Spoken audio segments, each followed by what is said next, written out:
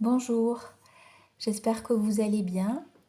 J'ai mis un ami au premier plan, c'est pour la blague.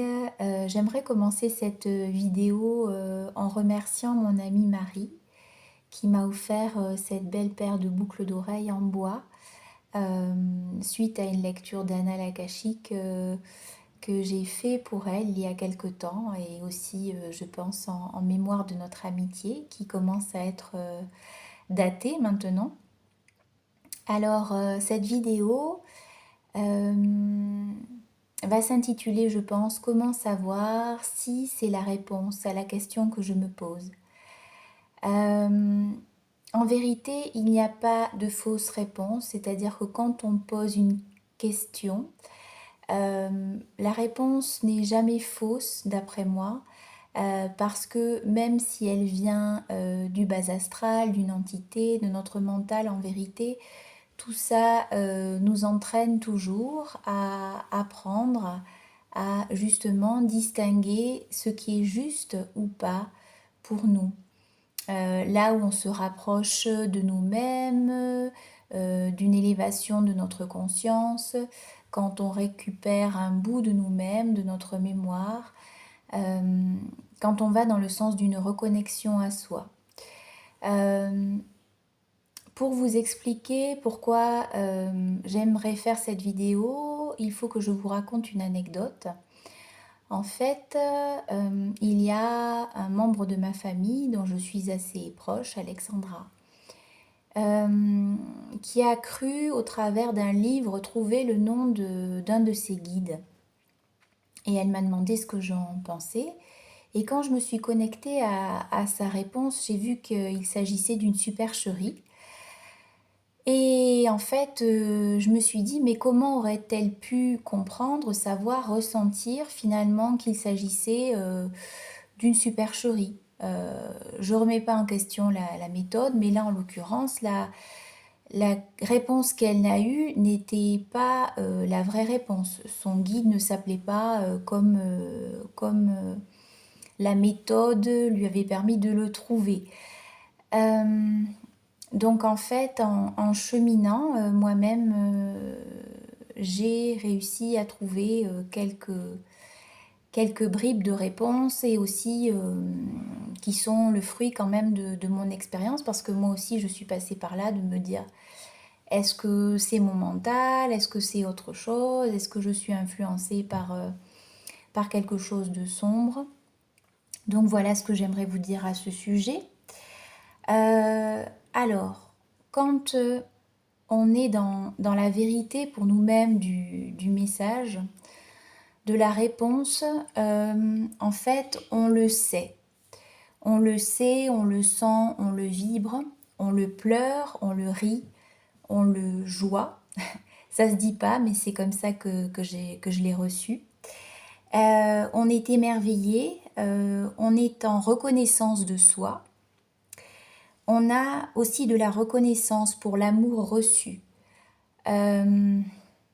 Moi, quand ça m'arrive, quand j'ai la réponse juste, pour moi, au moment M où je pose la question, eh bien, je ressens... C'est comme s'il y avait un nappage lumineux qui coulait sur moi et c'est bon sang, mais c'est bien sûr, c'est l'ampoule qui s'allume comme dans les dessins animés. C'est exactement ça. Euh, je vais vous raconter un moment personnel. Pendant quelque temps, il y a plusieurs mois de ça, j'étais très obstinée à vouloir déménager et je ne savais pas où, si partir en Ariège, en Aveyron, j'étais dans le doute. Et plusieurs fois j'ai interrogé les annales akashiques, mais comme moi j'étais inquiète de la réponse que je pouvais avoir, je n'arrivais pas en fait, je ne voyais pas la réponse. Jusqu'au jour où on m'a fait comprendre, en fait, l'endroit où tu vas habiter, c'est pas important, c'est pas ça qui compte. Tant que la lumière sera sur toi, tu seras chez toi. Et ça dissout toutes mes interrogations. C'est-à-dire qu'après ce message, il n'y a plus de questions.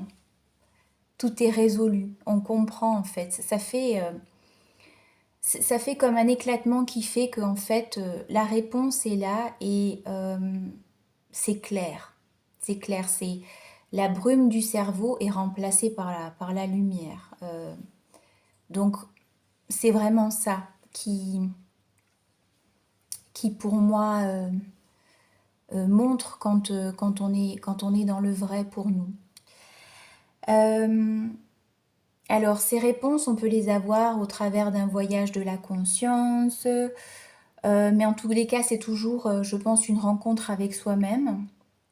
Il n'y a pas de hasard dans ces rencontres. Il s'agit de retrouver une part de soi qui a été perdue, oubliée, dans les tréfonds de la conscience humaine, qui se perd dans le fond des âges. Donc ça, c'est la réponse que moi-même j'ai reçue de mes guides.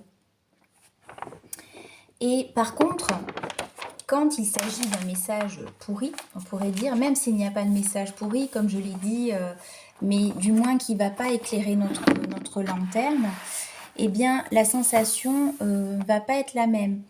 En fait, ça va nous maintenir dans le sombre, l'interrogation, la culpabilité, le remords, le doute, le manque de discernement, la confusion, l'interrogation permanente et récurrente, le non-choix, l'indécision, la remise en question perpétuelle.